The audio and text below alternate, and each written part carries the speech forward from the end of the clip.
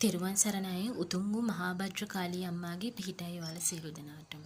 අද මම කතා කරන්න බලාපොරොත්තු වෙන්නේ මේ අර්ශස් රෝගය පිළිබඳව තමයි මම අද කතා කරන්න බලාපොරොත්තු වෙන්නේ. ඇත්තටම මේක අපේ ජනගහණයෙන් ගත්තාම 60%ක් පමණ ප්‍රමාණයකට මිනිසුන්ට මේක වැළඳෙන රෝගයක් තමයි මේ අර්ශස් රෝගය කියන්නේ.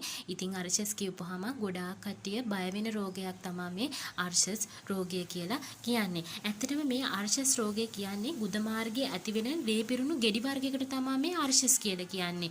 එතකොට බාහිර අර්ශස් සහ පිටින් අර්ශස් කියලා වර්ග දෙකකුත් තියෙනවනේ. ඉතින් අර්ශස් වර්ග බොහොමයක් තියෙනවා.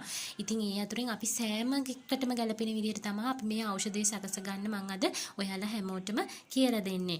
එතකොට මේ අර්ශස් පෙලක් කටියට හරිම වේදනාකාරී. ඒ වගේම තමයි පෙලක් කටියට මේක වේදනාකාරී බවක් නැහැ. මොකද ඇතුළතින් තිබ්බාම නමුත් යටිබඩේ වේදනාවක් නැති වෙන්න ඉඩ තියෙනවා. පෙලක් කටියකට කුඳු ආදිය කැක්කුම් ඇති වෙන්න ඉඩ තියෙනවා. ඉතින් මල පහ පිට කරාදී අධික වේදනාවක් බවට පත් වෙනවා මේ අර්ශස් රෝගය. ඉතින් පෙලක් කට්ටියගේ බඩවැල් පවා එළියට එන අවස්ථා තියෙනවා. ඉතින් ඒ වගේ භයංකාර අවස්ථා පවා තියෙනවා. එතකොට මේ රෝගය ඇති වෙන්නේ ප්‍රධානම හේතුව තමයි මේ මලබද්ධය කියන එක. ඒ වගේම තමයි Tamanගේ ශරීරයේ අධික උෂ්ණ බව වැඩිවීම සහ ජ්‍යොතිෂය අතින් ගත්තාම සෙනසුරු අෂ්ටමයේ ඒරාෂ්ටකයක යෑම. ඇත්තටම මේක කර්මජ රෝගයක්. කවුරු කෙසේ කිව්වා මේක කර්මජ රෝගයක්. ඒ කියන්නේ තමන්ගේ පෙර ආත්මයේ සංසාරික අකුසල් කර්ම ප්‍රතිසන්දීමනක් තමයි මෙතනදිත් සිද්ධ වෙන්නේ. අපි ඒක කෙසේ කිව්වත් අපි ඒක පිළිගන්න ඕන. ඒ වගේම විශේෂයෙන්ම ඇඟේ ඉනාවක් තියේදී මේකට තරග කරන්න පුළුවන් මාත් එක්ක ඔයාලා. නමුත් ඇඟේ ඉනාවක් තියේදී බොහෝ රෝග ලක්ෂණ මතුවෙන. අපි ඇඟේ ඉනාවල් පිළිබඳව අපි ඉදිරියට කතා කරමු. අපි දැන් මේ කතා කරන්නේ අර්ශස් රෝගය පිළිබඳවනේ. අපි මේකට ප්‍රත්‍යක්ෂ ඖෂධයක් සහ ඖෂධයක් සහ ඔයාලට කෙම්කමේකුත් මම මේකට කියලා දෙනවා.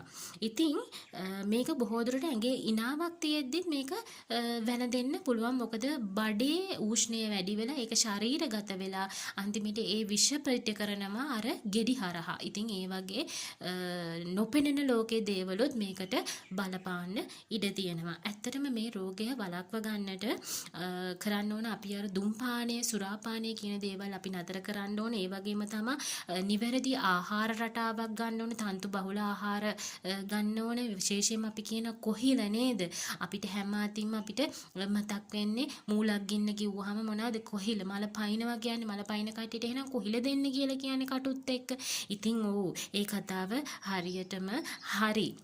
ඉතින් ඒ වගේම තමයි නිවැරදි ආහාර රටාවක් ගන්න එක අපිට ගොඩාක් ඒක වැදගත් වෙන බවක් තමයි පෙන්වු කරගන්නේ. විශේෂයෙන්ම යෝගා වගේ වැනි ව්‍යායාම කරන එක ගොඩාක් සුබයි මේ අර්ශස් තියෙන කට්ටියට මේක පාලනය කරගන්න.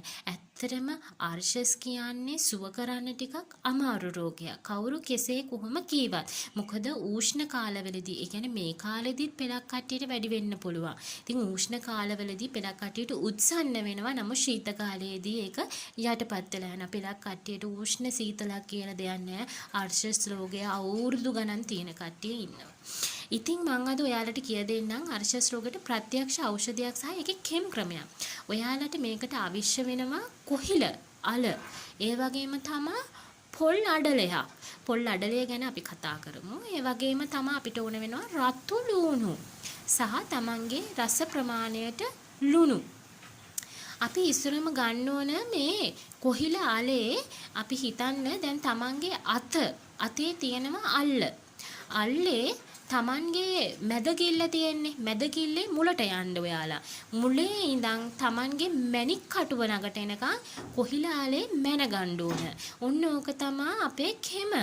ඉතින් ඒ කොහිලාලේ කටුත් එක්කම කොටන තරමට ගොඩාක් හොඳයි. ඒ කියන්නේ කටුත් එක්කම දෙන්න ඕනේ කියලා. නමුත් කමන්නේ නැහැ. ඔයාලට සැකසංකා දෝෂ බවක් තියෙනවා නම් ඒක සුද්ධ කරලා ගත්තට කිසිම ගැටලුකාරී පීඩාකාරී තත්ත්වයක් නැහැ. සුද්ධ කරලා හොඳින් සෝදලා ගන්න පුළුවන්. ඊට පස්සේ අපිට පොල් අඩලයක් අවශ්‍ය වෙනවා. මේ පොල් අඩලේ ගත්තොත් පොල් භාගයක් කියලා තමයි අපි කියන්නේ. ඉතින් පොල් ගෙඩියක් ගන්න චූටි පුල් නම් ලොකු පොලයක් නම් හොඳ පැහිච්ච හොඳ පොලයක් නම් භාගයක් උනාට කිසිම ගැටලුවක් නැහැ. ඒ වගේම තමයි අපිට රතු ලුණු අවශ්‍ය වෙන රතු ලුණු ග්‍රෑම් 100ක් පමණ හෝ ග්‍රෑම් අඩුම 50ක්වත් අපි රතු ලුණු දාන්න ඕන. මොකද රතු ලුණු ස්වල්පයක් තමයි අපිට අල්ලට උනත් එන්නේ. ඉතින් එතන උනත් ග්‍රෑම් 50ක් විතර තියෙන්න පුළුවන්. අඩුම ග්‍රෑම් 50ක් හරි දාන්න 100ක් නැත්තම් හරි. ඉතින් මේක වංගෙඩියකට දාලා තමයි කොටන්න ඕන. දැන් අපේ කට්ටිය තර්ක කරන්න පුළුවන් අපිට වංගෙඩිය එහෙම නැහැනේ කියලා. ඉතින් ඔව් එහෙම වුණොත් අපිට බ්ලෙන්ඩරේ මේක කොටා ගන්න පුළුවන් බ්ලෙන්ඩරේ. එතකොට ඒ අවශ්‍ය කලමනාකරන සියලුම දේ දාලා අර පොල් ගාගත් එකක් දාලා කොහිලාලේ පුළුවන් නම් කෑලි කෑලි වලට චුට්ටක් කපලා බ්ලෙන්ඩරේට හෝ වංගෙඩියට දාලා හොඳට කොටා ගන්න. මේකට ජලය ගත්තොත් එහෙම අඬු කෝප්ප භාගයකටත් අඩු ප්‍රමාණයක් පුළුවන් නම් එකතු කරගන්න. විශාලවට ජලය දාන්න යන්න එපා. අපිට මේක අඩු කෝපයක් හදාගත්තා නම් මේ කැඳේ සුමෙන්ම සුවයි. මොකද අරගේ පොල් කිරිත් තියෙනවා. ඒ වගේම තමයි අපි ජලය තව මිශ්‍ර කරන්න ගියපුවාම අපිට මේක නේද? එතකොට මේක ජලාශයක් තමයි අපිට බොණ්ඩ වෙන්නේ. ඉතින් අපි එහෙම නෙවෙයි මේක අඩු කෝපයකට තමයි මේක හදාගන්න ඕනේ ස්වල්ප ප්‍රමාණය. මේක ඖෂධයක්. නේද? ඖෂධයක් ගන්න ඕන. ඊටාම ස්වල්ප ප්‍රමාණයක් මිසක් මේ මහා විශාල කැඳ කෝපයක් නෙවෙයි. තමන්ගේ බඩකට පුරව ගන්න. ඉතින් එහෙම නෙවෙයි. මේක ඖෂධයක් විදිහට අඩු කෝපයක් හදාගත්තා නම් අපිට බොහොම සුබයි. ඉතින් පොල් කිරිත් එකතු වුනහම අර ජලයේ ස්වල්පයත් එකතු වුනහම කොහිලාලවල තියෙන ඒ ජලයේ ස්වල්පයත් එකතු වුනහම රතු ලුණු වල තියෙන ඒ ජලයත් එකතු වුනහම හොඳ කෝපයක් අපිට හදාගන්නට පුළුවන්. මේකට අවශ්‍ය ප්‍රමාණය ලුණු දාගන්න පුළුවන්. විනාඩි 5ක් විතර පමණ ලිපේ තියලා මේක කකා අරගන්න. එතකොට මේකේ කිරි ටික ගන්න විදිහ අපේ අම්මලා තාත්තලා අපේ ගම් ගෙවල් වල වැඩි හිටු නම් අතේ මිරිකලා හොඳට ගන්නවා. මොකද යාළගේ අත්වල ගුණෙත් තිබ්බනේ. ඉතින් ඔයාලට එහෙම කරගන්නට අපහසු නම් රෙදි කෑල්ලකට ඒ ටික ඔක්කොම දාලා කොටාගත්ත ටික දාලා රෙදි කෑල්ල හරහා මිරිකලා ගන්න පුළුවන්. ඉතින් මම ගොඩාක් කියනවා අතේ මිරිකලා ගන්නවා නම් ගොඩාක් හොඳයි. මොකද අත්වලත් ගුණ තියෙනවා.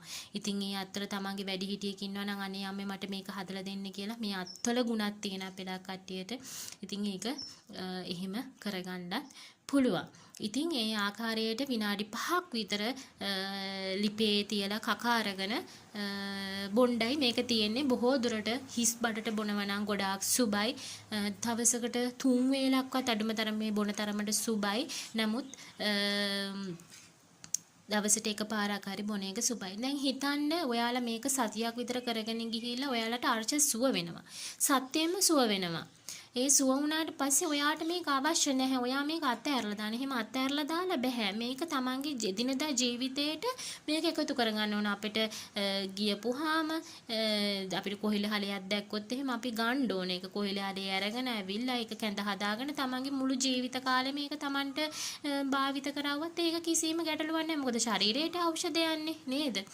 ඉතින් ඒ නිසා අපිට ඒක හොඳ ඖෂධයක්. මම ඉදිරියටත් ඔයාලට ඖෂධ වර්ග කියලා දෙන්නම් එක එක රෝග සඳහා. ඉතින් මේක ගොඩාක් හොඳ ඖෂධයක්. මේක ඔයාලා භාවිතා කරන්න. භාවිතා කරලා ඔයාලට සාර්ථකත්වයක් ලැබුණා නම් ඔයාලා මට කමෙන්ට් එකකුත් දාන්න. ඉතින් ඒ වගේම තමයි මගේ channel එක subscribe කරන්න. තවත් කාරණාවක් තමයි මේ කැඳ එක හදද්දී ඔය කෑකුළු හාල්, රතු කෑකුළු හාල්, ඕලු ඇට එතකොට සුවඳැල් හාල් ඕවා මොනවත් අවශ්‍ය වෙන්නේ නැහැ. ඒක වෙනම කැඳ එකක් හදාගෙන ඔයාලා බොන්න. මේක මේ විදිහටම ඔයාලා භාවිත කරන්න. ඔයාලට අනිවාර්යෙන් සුවෙන් සුවම ලැබෙනවා. ඒ වගේම තමයි මේ අතරට බෝධි පූජා ආදී දේවල් කරන්න මේ රෝගය සඳහා. ඉතින් ඒක ගොඩාක් වටිනවා අපිට. ඉස්සර ගම්ගේ වලන මිනිස්සු කියනවනේ ඔය රොඩ රෝගය හොඳ වෙන්නෙම නැත්තම් ගිහින් බෝධියක් අතු ගාපල්ලා ඔය වගේ වැඩ කරපල්ලා බෝධි පූජාවක් තියාපල්ලා කියලා ගම්වල මිනිස්සු අපිට කියනවනේ විෂ්ණු දෙවියන්ට බාර වෙන්න නේද පත්තිනි අම්මට බාර වෙන්න. නමුත් අද මිනිස්සු ඒක ගොඩාක් විහිළුවකට ලක් කරනවා සහ මිනිස්සු ඒවා ගණන් ගන්නෙ නෑ.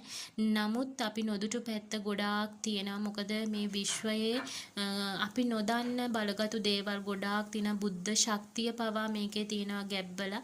ඉතින් මං ඉදිරියට ඔයාලට කියලා දෙන්නම් බුද්ධ ශක්තියෙන් බුද්ධ ගාථා වලින් කොහොමද ලෙඩක් සුව කරගන්නේ කියන එක. විශේෂම කාරණාවක් තමයි අර්ශස් රෝගිය සුව වෙන්නේ නැතිම කෙනෙක් ඉන්නවා නම් බොහොම හොඳයි හොඳ යන්ත්‍රයක් දාගන්නවා නම් එය නව ගුණ යන්ත්‍රයක් හෝ සබ්බපාපස්සකරණ යන්ත්‍රයක් හෝ ඒ වගේ යන්ත්‍රයක් දාගත්තාම Tamanට අර ගන්න ඖෂධ හොඳට ඇඟට පත්‍යම් වෙලා යනවා. ඔයාලා බලන්න ඔයාලගේ ඇඟට ඉනාවක්වත් ගිහින් තියෙනවද කියලා. ඒ වගේ දෝෂ තියෙනවා නම් ඒවා අයින් කරගන්න. ඒ සියලුම කාරණා ඉෂ්ට සිද්ධ කරගෙන මේ රෝගයත් ඔයාලට සුව කරගන්න ලැබේවා කියලාම මා ප්‍රාර්ථනා කරනවා. ඔයාලා හැමෝටම උතුම් වූ තෙරුවන් සරණයි. උතුම් වූ මහා භද්‍රකාලී අම්මාගේම පිහිටයි.